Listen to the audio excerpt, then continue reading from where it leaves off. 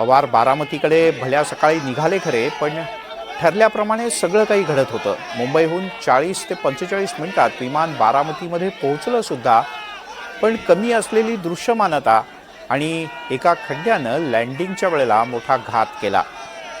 शेवटच्या 40 मिनिटात आणि शेवटच्या काही मिनिटात नेमकं झालं तरी काय याची A to Z स्टोरी आता आम्ही तुम्हाला दाखवतो.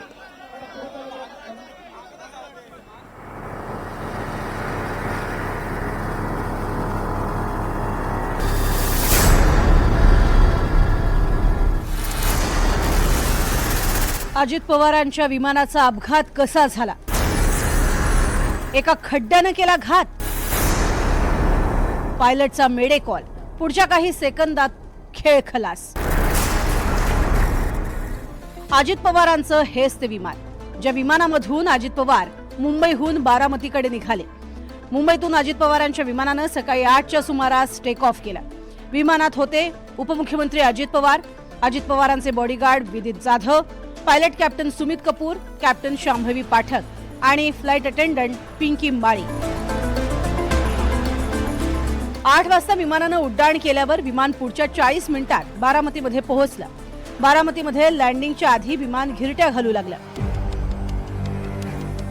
VT VSR कंपनीचं हे विमान आहे. अपघातग्रस्त विमान लार्जेट 45XR हे 2 इंजिन असलेलं बिझनेस जेट होतं. हे विमान प्रामुख्यानं चार्टर आणि VIP प्रवासासाठी वापरलं जातं. कमी अंतराच्या उड्डाणांसाठी तयार केलेलं हे विमान आहे. अजित पवार नेहमी हेच विमान वापरायचे. या विमानामधून अजित पवारांनी अनेक वेळा प्रवास केलाय. सकाळी 8:45च्या सुमारास बारामती परिसरात दाट धुकं होतं, त्यामुळे विजिबिलिटी म्हणजे दृश्यमानता अत्यंत कमी होती. बारामतीचा रनवे म्हणजे हायवे पट्टी आकारानं लहान आहे आणि तिथे ILS म्हणजे इन्स्ट्रुमेंट्स लीडिंग सिस्टीमची सुविधा नाहीये. बारामतीतला हा टेबल टॉप रनवे आहे, म्हणजेच आजूबाजूच्या जमिनीपेक्षा उंचावर हा रनवे आहे. त्यामुळे वैमानिकाला पूर्णपणे हाताने आणि डोळ्यांनी पाहूनच लँडिंग करण्याचा प्रयत्न करावा लागतो. विमानानं थेट धावपट्टीकडे जाण्याऐवजी मोठं वळण घेतलं. लँडिंगचा पहिला प्रयत्न अयशस्वी झाला. त्यानंतर पायलटनं विमान पुन्हा हवेत नेलं आणि फिरवून आणलं. दाट धुक्यामुळे धावपट्टीशी सरळ रेषेत विमान आणणं कठीण झालं. त्यानंतर लँडिंगचा दुसरा प्रयत्न करण्यात आला. या दरम्यान वैमानिकानं मेडे कॉल म्हणजेच आपत्कालीन मदतीचा संदेश दिला. लँडिंगचा दुसरा प्रयत्न करताना विमान धावपट्टीच्या कडेजवळ कोसळलं. बारामतीतला रनवे नंबर 1129च्या जवळ 15 ते 20 फुटांचा खड्डा आहे. या खड्ड्याला धडकल्यामुळे अपघात झाल्याची शक्यता आहे. सुमारे 100 फूट उंचीवरनं विमानाचा तोल गेला. धावपट्टीवर पोहोचण्यापूर्वीच विमान जमिनीवर आदळलं. विमान आदळताच मोठा स्फोट झाला. त्यानंतर अनेक छोटे स्फोट झाले. विमानाला भीषण आग लागली. बारामतीची धावपट्टी नेमकी कशी आहे आणि त्या क्षणी नेमकं काय झालं असावं ते नीट समजून घ्या. काय नेमकं घडलं असावं याची परिस्थितीची कल्पना येण्यासाठी आपण हे दाखवतोय. याला म्हणतात झेब्रा क्रॉसिंग म्हणजे थ्रेशोल्ड. इथं विमान टचडाऊन म्हणजे जमिनीला पहिल्यांदा टच होणं गरजेचं असतं, पण पहिल्या प्रयत्नात इथे टच होत नाही असं जेव्हा वैमानिकाच्या लक्षात आलं तेव्हा त्यांनी पुन्हा इथनं गो अराउंड केला आणि विमान फिरवून पुन्हा तिकडे आणण्याचा प्रयत्न केला. साधारण यात 10-1 मिनिटाचा अवधी गेला आणि दुसऱ्या प्रयत्नात मात्र ते विमान थ्रेशोल्डच्या आधीच टचडाऊन झालं आणि त्याला अंदाज न आल्यामुळे इथे आल्यानंतर त्यांनी तो मेडेचा कॉल दिला असावा. आणि इथे एक साधारण 15 ते 20 फुटांचा खड्डा आहे, ज्या खड्ड्यामध्ये विमान आदळून ब्लास्ट झालेलं आपण बघतोय. तर या खड्ड्यात ते विमान आदळून इथं हे रनवेच्या बाजूला अगदी उतरण आहे. आपण जर दृश्यांमध्ये बघत असू तर ती उतरण आणि तिथे ते विमान आपटलेलं आहे.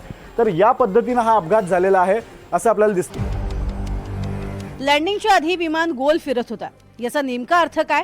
तर याचा अर्थ पायलट तांत्रिक बिघाड शोधण्याचा प्रयत्न करत होता. विमान नियंत्रणात आणण्याचा प्रयत्न करत होता. सुरक्षित उतरण्याची जागा शोधत होता. आपत्कालीन परिस्थितीत विमान गोल फिरवणे ही एक सामान्य प्रक्रिया असते. बारामती परिसरामध्ये वेगानं खाली येत असतानाच फ्लाइट ट्रॅकिंग सिग्नल अचानक बंद झाले. फ्लाइट ट्रॅकिंग डेटानुसार विमान सुमारे 2600 फूट इतक्या अत्यंत कमी उंचीवर असताना अचानक अतिशय वेगानं आणि अनियंत्रितपणे खाली येऊ लागलं असंही सांगण्यात येत आहे. विमानाचा खाली उतरण्याचा वेग दर मिनिटाला 4400 फुटांपेक्षा जास्त होता. सामान्य विमान उतरण्याचा वेग साधारणतः 500 ते 1500 फूट प्रति मिनिट इतका असतो. इतक्या कमी उंचीवर इतक्या वेगानं विमान उतरणं म्हणजे पायलटला विमान सावरण्यासाठी जवळजवळ वेळच मिळत नाही. कमी असणारी दृश्यमानता, धुकं आणि खड्डा यामुळे हा अपघात झाल्याची शक्यता आहे.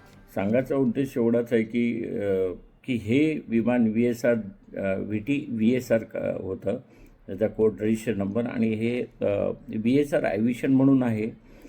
त्यांचा बेस न्यू दिल्ली, हैदराबाद आणि भोपाळ इथे आहे. आणि हे सकाळी जेव्हा इथून उडाल्यानंतर 9 वाजताच्या सुमारास तिथे लँडिंग करत होतो, तर पुअर विजिबिलिटी एवढी पुअर नव्हती, पण थोडी विजिबिलिटी कमी होती वगैरे.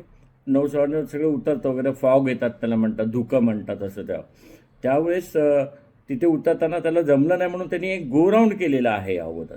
एक गो राऊंड म्हणजे टच डाऊनला येताना परत उडणं आणि परत राऊंड करून त्याला गो राऊंड असं म्हणतात. त्यांनी हे गो राऊंड केलेलं आहे. आणि रनवे नंबर 1129, तर त्यांनी उतरायच्या अगोदर, म्हणजे त्यांनी जेव्हा रनवेवर यायच्या अगोदरच थोडासा एक खड्डा आहे, 15-20 फूट असेल खोल, थोडा करेक्ट नाही सांगू शकत, पण ते खड्डा आहे. तर तिथे थडकल्यामुळे हा अपघात झालेला आहे. आणि दुर्दैवी अशी घटना आहे त्यांच्या की तो ओव्हरशूट ऑलरेडी, म्हणजे पहिल्यांदा एकदा त्यांनी प्रयत्न केलेला, नाही जमला म्हणून दुसऱ्या अटेम्प्टला हे झालेलं आहे. महत्त्वाचं म्हणजे VTVSR कंपनीच्या या विमानाचा 23 सप्टेंबर 2023ला मुंबई एअरपोर्टवरही अपघात झाला होता. त्यावेळेला विमानात 6 प्रवासी होते, पण ते सगळे बचावले होते. घटना घडलेली आहे. आणि ह्याच प्लेनची, ह्याच कंपनीची अगोदर 14 सप्टेंबर 2023ला पण एक दुर्घटना मुंबई एअरपोर्टवर घडली होती. स्किड झालं होतं की त्याच वेळेस एक जोराची हवा आली होती आणि त्यामुळे, पण तेव्हा पण 6 पॅसेंजर्स होते आणि 2 क्रू होते आजच्यासारखेच, पण ते वाचलेले तेव्हा वगैरे. आणि स्किड नुकसान झालं होतं, पण बाकी सगळे वाचले होतं. पण आज दुर्घटनामध्ये पवार अजित पवारांच्या विमानाचा अपघात नेमका कसा झाला, त्याला दोषी कोण, या सगळ्याच्या चौकशीचे आदेश DGCAने दिले. अपघातग्रस्त विमानाचे अवशेष ताब्यात घेतल्यानंतर, फ्लाईट डेटा आणि व्हॉइस रेकॉर्डरचा अभ्यास केल्यानंतरच या अपघाताचं नेमकं कारण समोर येणार आहे. Bureau report, NDTV Marathi, Mumbai.